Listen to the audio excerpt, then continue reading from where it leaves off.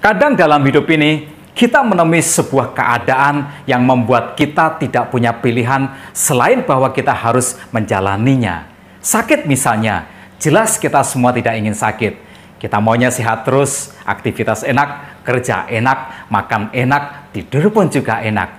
Tetapi tanpa kita kehendaki, tahu-tahu kita sudah berada dalam keadaan sakit. Kita sudah tidak punya lagi pilihan selain bahwa kita harus beristirahat dan semua kegiatan harus kita pending. Bahkan mungkin juga kita harus terpaksa mengalami kerugian. Karena pada saat kita sakit, kita tidak bisa memanfaatkan semua peluang. Rencana kita menjadi berantakan dan kita harus menerima kenyataan kita hanya bisa terbaring dan harus menjalani pengobatan. Atau dalam bisnis, kita tahu-tahu merugi. Margin yang kita sudah hitung matang dan kita harapkan ada dalam genggaman, tiba-tiba terbang hilang karena keadaan sudah menjadi berubah. Situasi sudah tidak lagi sama. Lalu kita mengalami yang namanya kerugian. Semua orang yang berbisnis, saya yakin pernah mengalami yang namanya masa-masa kerugian. Seperti pandemi pada saat ini, berapa banyak orang yang harus kena dampaknya. Berapa banyak pengusaha yang harus tutup bangkrut atau gulung tikar atau marginnya turun tajam. Bahkan untuk menutup operasional saja, mereka mengalami banyak kesulitan. Berapa banyak karyawan yang harus kehilangan pekerjaannya atau dipotong gajinya. Berapa banyak orang yang harus mengalami isolasi, baik itu di rumah sakit ataupun isolasi mandiri karena kedapatan positif COVID-19. Bahkan sebagiannya kita tahu ada yang meninggal. Kalau kita luaskan keadaan di mana kita tidak punya pilihan, ini bisa banyak sekali dan bisa luas sekali. Dan sayangnya itu bisa terjadi. Difitnah misalnya, atau kita disalahpahami. Lalu oleh karena itu semua, kita mengalami suatu masa yang sulit di dalam kehidupan ini. Nah, topik kita adalah ketika kita tidak punya pilihan, apa yang harus kita lakukan? Kali ini kita belajar dari pengalaman Daud. Ketika dia mengalami suatu keadaan di mana dia sudah tidak lagi punya pilihan. Dalam Mazmur pasal 56 ayat 1 sampai dengan ayat yang kelima dikatakan, untuk pemimpin biduan menurut lagu merpati di pohon-pohon terbantin yang jauh. Miktam dari Daud ketika orang Filistin menangkap dia di Gat. Kasihanilah aku ya Allah, sebab orang menginjak-injak aku sepanjang hari, orang memerangi dan mengimpit aku. Seteru-seteruku menginjak-injak aku sepanjang hari, bahkan banyak orang yang memerangi aku dengan sombong. Waktu aku takut, aku ini percaya kepadamu. Kepada Allah yang firman-Nya kupuji, kepada Allah aku percaya, aku tidak takut. Apakah yang dapat dilakukan manusia terhadap aku? Dalam 5 ayat yang singkat ini, kita bisa ringkas menjadi 2 nasihat yang dapat kita petik saat kita berada pada situasi yang sudah tidak lagi punya pilihan. Nasihat yang pertama adalah, jangan pernah sesali apapun yang sudah terjadi. Seburuk apapun, apa yang kau alami, jangan pernah sesali. Ikhlaskan saja semua yang sudah terjadi, sesulit apapun atau sesakit apapun. Raja Saul membuat Daud harus mengalami keadaan yang sangat buruk di dalam kehidupannya. Saul membuat Daud harus berlari menyelamatkan diri. Saul mengejarnya dengan seluruh kekuatan, sampai Daud tidak lagi ada tempat di seluruh pelosok negeri untuk dia bisa bersembunyi. Bahkan yang membantu Daud dalam masa pelarian ini dibunuh oleh Saul. Itu yang terjadi dengan Imam Ahimelek dan juga seluruh keluarganya. Karena Ahimelek mendoakan Daud, memberi dia roti dan juga pedang. Sebegitu bencinya Saul kepada Daud.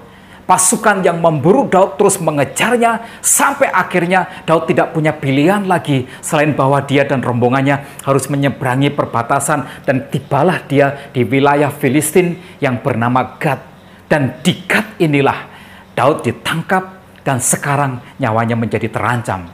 Itu sebabnya mengapa di dalam ayat yang pertama, Mazmur pasal 56 tadi dikatakan miktam dari Daud ketika orang Filistin menangkap dia di Gat. Bagi orang Filistin, Daud adalah musuh besarnya. Daud adalah penyebab kekalahan mereka.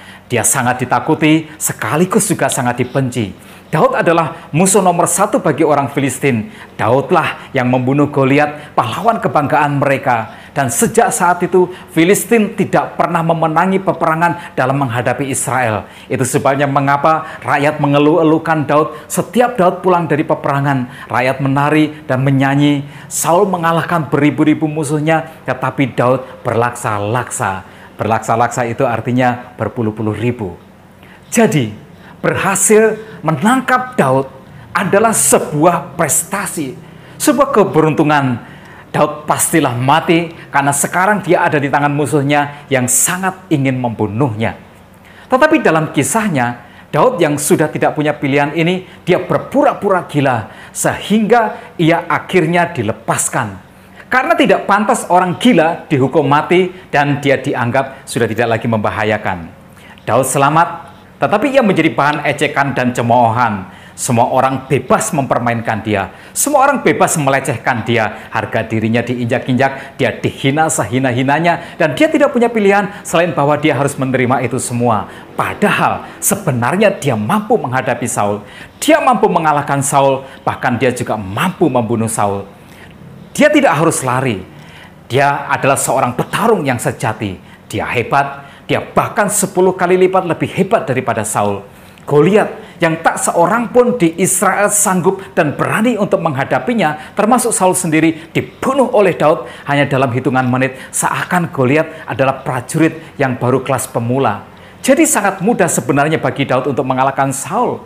Bahkan di suatu kesempatan Daud menyusup, tetapi ia hanya memotong punca jubah Saul.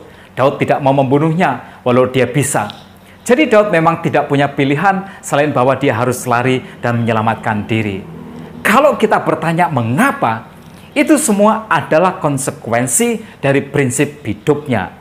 Karena nilai hidupnya lah yang tidak membolehkan Daud membunuh Saul, sejahat apapun yang sudah Raja Saul lakukan kepada dia. Dia tidak boleh membunuh sesama umat Tuhan, apalagi itu rajanya, sekalipun dengan alasan untuk menyelamatkan diri. Jadi Daud memang tidak punya pilihan kecuali bahwa dia harus mengalah. Dan karena mengalah itulah sesuatu yang buruk dan menyakitkan kemudian terjadi. Orang lain yang mengira Daud sudah kalah, lalu memperlakukan dia dengan semena-mena, menjadikan dia sebagai bahan hinaan dan bahan celaan. Coba lihat ayat yang kedua dan ketiga. Ia diinjak-injak orang, kemudian seenak-enaknya memerangi dia. Semua ingin kelihatan tampak hebat karena mereka berani memerangi Daud. Semua orang bersikap sombong dan arogan kepada dia. Dan yang Daud bisa lakukan, dia tidak bisa berbuat apa-apa. Dia tidak bisa membalasnya, dia hanya bisa bertahan. Itu masa-masa yang paling buruk dalam kehidupannya. Kita bisa belajar apa dari peristiwa ini? Kapan kita bisa mengerti bahwa sesama anak Tuhan tidak boleh saling menyakiti? Bahwa sesama anak Tuhan tidak boleh saling menyerang, apalagi saling mencelakai? Kapan kita bisa mengerti bahwa kalau kita dijahati, kita sama sekali tidak boleh membalas? Bahkan yang kita harus lakukan, kita justru harus mengalah. Dan memang karena itu Daud akhirnya harus mengalami keadaan yang sangat sulit. Tetapi ini yang harus kita pelajari, jangan pernah menyesal. Jika Tuhan izinkan itu semua terjadi, Tuhan izinkan itu sebagai sebuah proses Tuhan. Kita harus kuat, kita harus ikhlas. Percayalah, Tuhan tidak pernah merancangkan rancangan kecelakaan, melainkan rancangan damai sejahtera yang memberikan kepadamu hari depan yang penuh dengan pengharapan. Jangan pernah sesali jalan terjal yang harus engkau tempuh menuju kesuksesan. Penyesalan adalah pertanda kita lemah, dan penyesalan juga adalah pertanda bahwa kita tidak mempercayai Tuhan. Bicara tentang proses Tuhan, yang namanya proses Tuhan, ya kita harus ikuti prosesnya. Tidak ada shortcut, tidak ada jalan pintas. Coba perhatikan dalam Alkitab dan juga dalam kehidupan. Semakin hebat seseorang nantinya akan dipakai oleh Tuhan, semakin hebat juga ia akan dibentuk oleh Tuhan. Semakin hebat seseorang dirancang oleh Tuhan, semakin juga hebat Tuhan memprosesnya dalam proses kehidupan. Semakin hebat seseorang nantinya menerima tanggung jawab dari Tuhan. Tuhan akan memasukkannya dalam sekolah kehidupan yang keras dan yang kejam. Tetapi Tuhan tidak sedang mencelakakan. Karena itu, jangan pernah mengeluh. Pak, kok cobaan hidupku banyak ya? Begini, yang namanya cobaan itu pasti banyak. Sebab kalau sedikit, itu namanya cobain. Aduh Pak, hidup saya kok banyak tantangan. Yang namanya hidup itu pasti banyak tantangan. Apalagi ketika kita sedang berjuang, banyak sekali tantangannya. Kalau banyak rantangan, itu namanya catering. Jadi jangan pernah sesali apa yang sudah terjadi. Belajarlah dari Daud, bagaimana ia menyikapi saat ia menghadapi situasi yang buruk di dalam kehidupannya. Daud lebih memilih untuk berdoa. Dia berkata di dalam ayat yang kedua, "Kasihanilah aku ya Allah." Daud meminta belas kasihan Tuhan. Karena memang situasinya tidaklah mudah. Dia bisa mengalahkan semua lawan, tetapi dia harus mengalah. Dia meminta belas kasihan Tuhan. Inilah pelajaran kehidupan yang tidak mudah. Mengalah, padahal kita bisa mengalahkan. Dijahati, bahkan dihancurkan, tetapi tidak boleh membalas. Semua musuh bisa dia libas, tetapi dia harus bersabar dan tidak membalas. Ini jelas tidak mudah, tetapi itulah proses Tuhan. Dan karena itu, tidak ada yang perlu kita sesalkan. Yakinlah, proses Tuhan tidak akan pernah mengkhianati hasil dan masa depan. Seperti pepatah berkata, berakit-rakit ke hulu, berenang-renang ke tepian. Bersakit-sakit dahulu, bersenang-senang kemudian. Yuk kita compare dengan pengalaman Yusuf. Yusuf juga mengalami proses Tuhan yang tidak mudah. Dia dibenci saudara-saudaranya, dia dijual sebagai budak. Ia harus menjadi budak yang harus ia jalani selama tahun-tahun pembentukan itu, yang pastilah sakit dan tidak akan mudah. Ia mencoba untuk bertahan, ia mencoba ikhlas terhadap semua yang terjadi. Tetapi ketika nasibnya baik sedikit, dia diangkat menjadi kepala rumah tangga, ia malah difitnah. Katanya ia mencoba memperkosa majikannya sehingga akhirnya ia dimasukkan ke dalam penjara.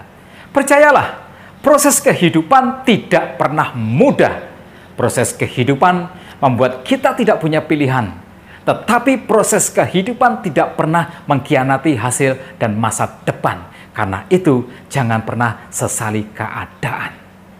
Someday, kamu akan bisa mengerti untuk apa semua itu Tuhan izinkan terjadi. Saat Yusuf sudah menjadi Perdana Menteri dan ada bala kelaparan melanda di berbagai negeri, Yusuf akhirnya bertemu kembali dengan saudara-saudaranya yang dulu pernah mencelakai hidupnya. Ini katanya, "Kamu memang mereka-rekakan yang jahat kepadaku, tetapi Allah telah mereka-rekakannya untuk kebaikan, yakni untuk memelihara hidup suatu bangsa yang besar." Jangan sesali apa yang terjadi. Kenangan pahit memang bisa tak terlupakan. Tetapi seperti pada Yusuf, Tuhan akan menjadikan maknanya indah dan harum di masa depan. Ketika kamu tidak punya pilihan, ini nasihat pertamanya. Jangan sesali keadaan, karena Tuhan punya rancangan yang indah bagimu di masa depan. Nasihat yang kedua, fokuslah kepada Tuhan. Dalam ayat yang keempat dan ayat yang kelima dikatakan, "Waktu aku takut, aku ini percaya kepadamu, kepada Allah yang firman-Nya kupuji. Kepada Allah aku percaya, aku tidak takut. Apakah yang dapat dilakukan manusia terhadapku?" Wow, saat Daud takut, ia kelola rasa takut itu sedemikian rupa, sehingga rasa takut itu tidak berdampak buruk baginya. Tetapi rasa takut itu dapat ditaklukkan, bahkan ia dapat membangun kekuatan kembali, sehingga dia bisa berkata, "Apa yang dapat dilakukan manusia kepadaku?" Daud dipulihkan. Kita bisa belajar dari Daud bahwa rasa takut bisa dikelola menjadi sebuah energi atau kekuatan yang akan membawa kita kepada pemulihan. Ketakutan Daud ini sangatlah wajar, sebab dia orang yang paling diincar oleh Raja Saul dengan sepenuh kekuatan. Dia dikejar-kejar, nyawanya sangatlah diinginkan oleh Raja Saul. Setiap hari hidupnya penuh dengan kemungkinan. Tidak pernah dia berada dalam situasi yang aman. Tidur pun dia harus bersandingkan pedang. Setiap hari nyawanya bisa saja melayang. Itu bukan ketakutan yang tanpa sebab. Ini adalah sebuah ketakutan dari seseorang yang hidupnya ada dalam bahaya kematian. Ketakutan juga kadang kita jumpai dalam kehidupan kita. Walau intensitasnya tidak sama, situasinya tidak sama, tetapi kita masing-masing dalam kapasitas kita memiliki masalah-masalah yang membuat rasa takut itu menjadi momok dan menjadi sebuah gangguan. Yang perlu kita belajar adalah bahwa itu bisa dikelola. Ketakutan adalah sebuah magnet. Rasa takut bisa menarik hal-hal yang buruk ke dalam hati dan pikiran, dan kalau itu terjadi, maka ketakutan bisa menjadi sangat berbahaya. Ketakutan akan melumpuhkan iman kita. Ketakutan akan mematikan langkah. Ketakutan akan memakukan kita di dinding tembok yang membuat kita tidak berani maju melangkah. Yang membuat kita tidak berani mengambil sebuah resiko dan mengambil sebuah keputusan. Tetapi ketakutan juga bisa menarik hal-hal yang baik dalam kehidupan. Ketakutan bisa menarik Tuhan ke dalam hatimu. Ketakutan bisa menarik Tuhan ke dalam pikiranmu. Ketakutan bisa membuat imanmu bergumul dan kemudian bertumbuh.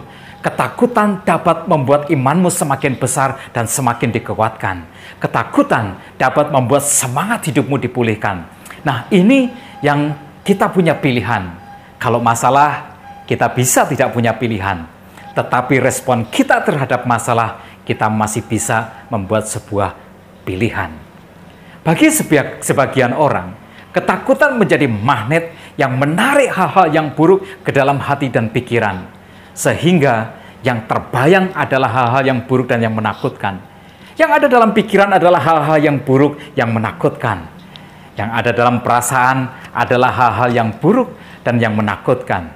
Ingatlah, rasa takut tidak hanya mengganggu hati dan pikiran, tetapi bisa juga mempengaruhi keseluruhan kita. Ketakutan bisa berdampak buruk pada kesehatan. Ketakutan bisa merusak iman. Ketakutan bisa merusak kinerja kita. Ketakutan bisa menurunkan produktivitas kita. Ketakutan bisa mempengaruhi sikap dan perilaku kita. Bahkan ketakutan bisa mempengaruhi keputusan dan tindakan kita. Kualitas kita bisa merosot tajam, prestasi kita bisa anjlok.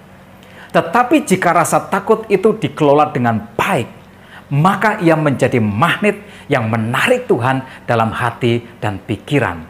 Itu yang dilakukan Daud. Saat rasa takut itu tiba, ia berpaling kepada Tuhan. Ia memikirkan Tuhan, ia mencari Tuhan, ia berseru kepada Tuhan. Ia meminta belas kasihan Tuhan, ia mempercayai Tuhan dengan sepenuh hati. Ia berpegang kepada semua yang ia tahu tentang Tuhan.